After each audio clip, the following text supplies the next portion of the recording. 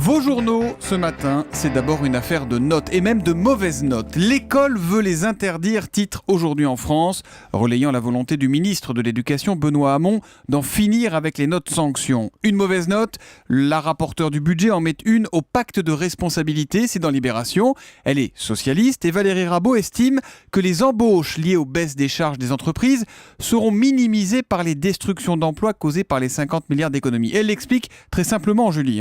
Quand vous supprimez un service dans une collectivité parce qu'il est redondant à un échelon supérieur ou inférieur, vous faites des économies, d'accord, mais en même temps, vous détruisez des emplois, c'est QFD.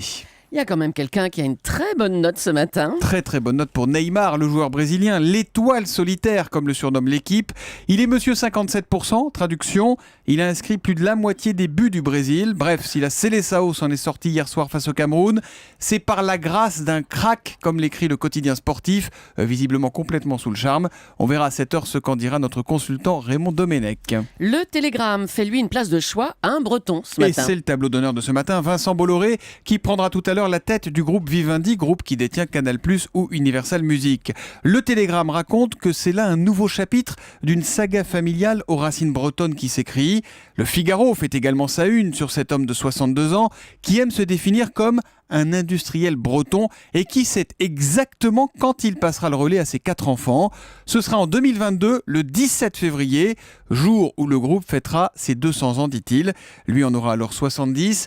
Pour l'anecdote, le Télégramme nous raconte que Bolloré dit aussi de lui qu'il est un lézard contrarié programmé pour ne rien faire et qu'il a sur son portable, écoutez c'est étonnant, un compteur qui affiche le nombre de jours qui le séparent de ce fameux jour J, le jour de la retraite.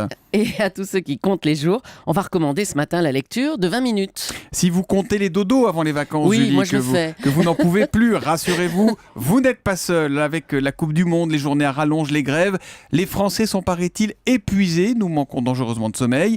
C'est une souffrance collective. Et il paraît qu'une sieste bien placée peut largement aider à récupérer d'une courte nuit. Eh ben, je vous laisse, Julie. Eh ben, bonne nuit, Thomas. Europe 1, 6h48. Ça m'a fait du bien cette micro-sieste. Marion Calais pour la une des régions, votre rendez-vous quotidien avec une actualité régionale.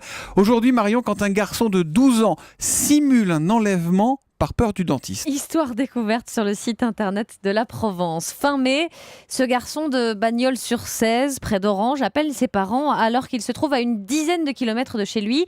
Il affirme avoir été forcé par un homme à monter dans sa voiture en plein milieu d'après-midi, parvenant à profiter de l'arrêt du véhicule pour s'échapper.